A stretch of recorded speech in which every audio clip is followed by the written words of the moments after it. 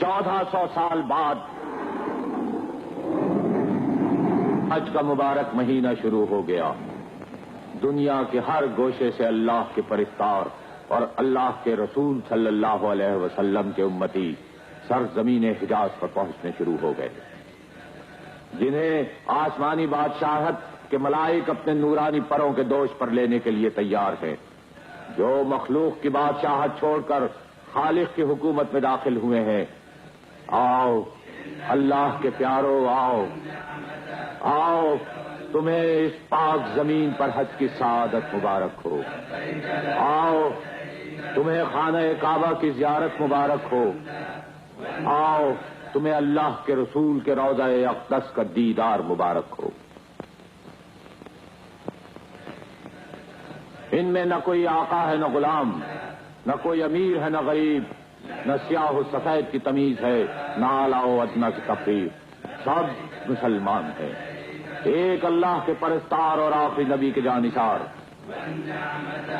یہاں سے حرم پاک کے حدود شروع ہوتے ہیں، جس میں داخل ہوتے ہی وہ تمام پابندیاں عائد ہوتی ہیں جو اللہ اور اس کے رسول صلی اللہ علیہ وآلہ وسلم نے حرم پاک کے احترام کے لیے مقرر کی.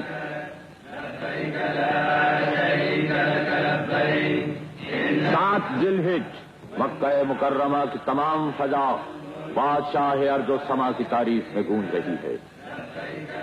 یہ ہے حرم کا صدر دروازہ، جس کی آغوش میں مقدس یادگاروں کے وسیع ذخیرے ہیں. اللہ سب سے بڑا ہے، اللہ سب سے بڑا ہے، اللہ سب سے بڑا ہے. نہیں کوئی معبود سوائے اللہ کے، اور اللہ سب سے بڑا ہے. حج کے مناسک شروع ہو چکے ہیں. بیت اللہ کو غسل دیا جا رہا ہے.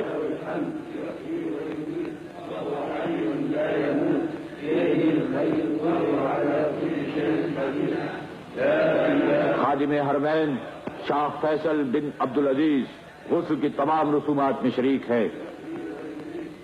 شاہ کے ساتھ بہت سے اسلامی ممالک کے سربراہ اور نمائندے بھی شامل ہیں.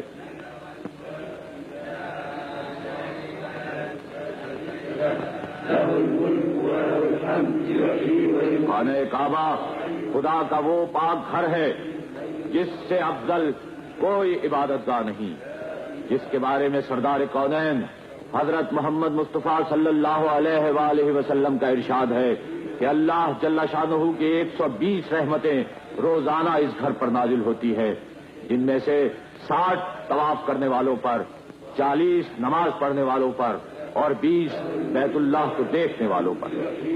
اللہ اکبر، کتنی عظمت ہے اس عبادت گاہ.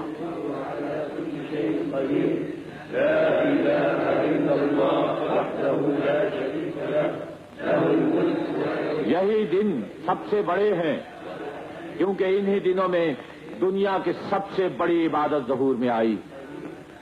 اس کی یاد نہ تو قوموں سے وابستہ ہے اور نہ نسلوں سے، بلکہ وہ تمام کرۂ ارضی کی ایک عام اور مشترک عظمت ہے جس کو وہ اس وقت تک نہیں بھلا سکتا جب تک اس کو سچائی، نیکی اور قربانی کی ضرورت ہے، جب تک اس کی زمین اپنی زندگی اور بقا کے لیے عدالت و صداقت کی محتاج ہے. اے میرے پروردگار، بخش دے اور رحم فرما اور درگزر کر اس سے جو تو جانتا ہے. مطاف بیت اللہ کے چاروں طرف کے وہ حدود جہاں طواف ہو رہا ہے مطاف کے مبارک نام سے یاد کیا جاتا ہے، اور بیت اللہ کے گرد گھومنے کا نام طواف ہے.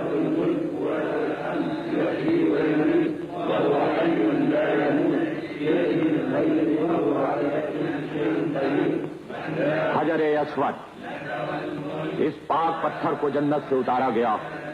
ہر طواف کے بعد اسے بوسہ دیا جاتا ہے. اسی مقام سے طواف کعبہ شروع ہوتا ہے اور اسی مقام پر ختم ہوتا ہے. حتیم، یہ حتیم کا مقدس حصہ ہے جو حضرت ابراہیم علیہ السلام کے دور میں بیت اللہ کے اندر تھا. آج بھی یہ مقام کعبے کا حصہ مانا جاتا ہے. مقام ابراہیم وہ متبرک پتھر ہے جسے حضرت جبریل علیہ السلام نے پیش کیا اور جس پر کھڑے ہو کر حضرت ابراہیم علیہ السلام نے خانہ کعبہ کی تعمیر فرمائی.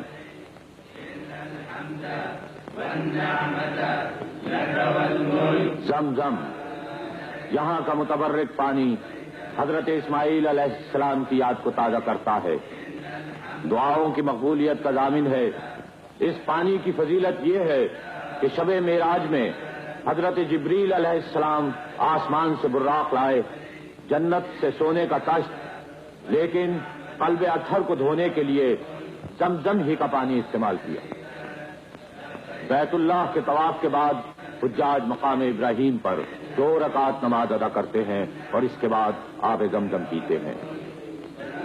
اے ہمارے رب، ہمیں دین و دنیا میں بھلائی اور بہتری عنایت فرما اور ہم لوگوں کو آگ کے عذاب سے بچا اور ہمیں نیک لوگوں کے ساتھ جنت میں داخل فرما. اے بڑے غالب، بڑی بخشش والے، اے جہانوں کے پروردگار. یہ صفا اور مروہ کا درمیانی حصہ ہے جہاں فرزندان توحید سعی کرتے ہیں. یہ حضرت ہاجرہ کی یادگار ہے جبکہ انہوں نے حضرت اسماعیل علیہ السلام کے لیے پانی کی تلاش میں ادھر سے ادھر بے تابانہ 7 چکر لگائے تھے.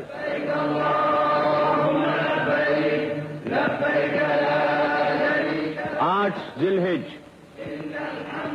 ان گنت فرزندان آدم منا روانہ ہو گئے جہاں بارگاہ رب العزت میں ظہر، عصر، مغرب، عشاء اور فجر کے وقت سر پر سجود ہو گئے.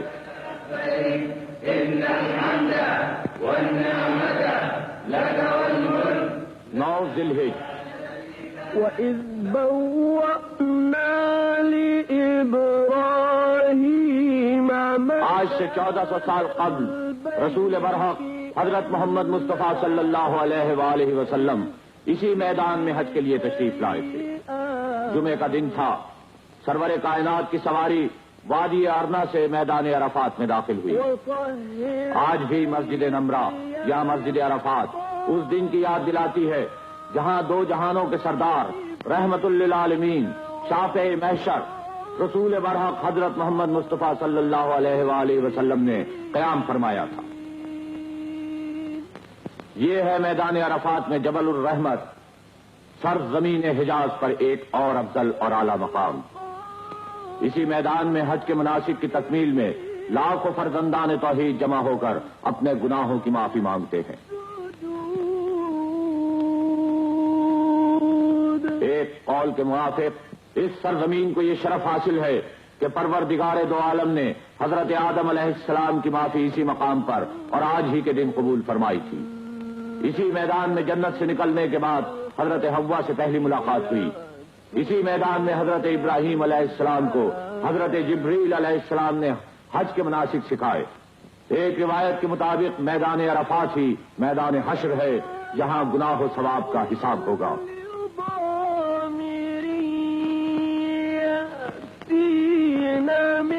زوال کے بعد سید الانبیاء اپنی اونٹنی قصوہ پر سوار ہو کر بطن ارنا میں تشریف لائے. یہ جگہ میدان عرفات میں جبل الرحمت کے دامن میں واقع ہے جہاں محسن اعظم سرور دو عالم سید الثقلین حضرت محمد مصطفیٰ صلی اللہ علیہ وآلہ وسلم نے 9 ذی الحج سن 10 ہجری 1,40,000 فرزندان توحید کو خطبہ ارشاد فرمایا.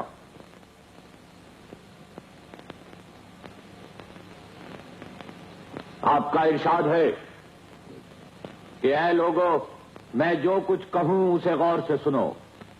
شاید آئندہ سال اور اس کے بعد پھر کبھی یہاں تم سے ملاقات نہ ہو سکے.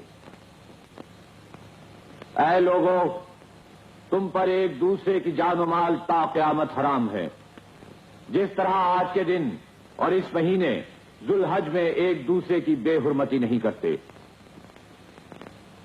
جس کسی کے پاس دوسرے کی امانت جمع ہو اس کے مالک کو لوٹا دی جائے. آج سے ہر قسم کا سود ختم کیا جاتا ہے راس المال کے سوا. نہ تم ایک دوسرے پر ظلم کرو، نہ قیامت کے دن تمہارے ساتھ ظلم کیا جائے گا۔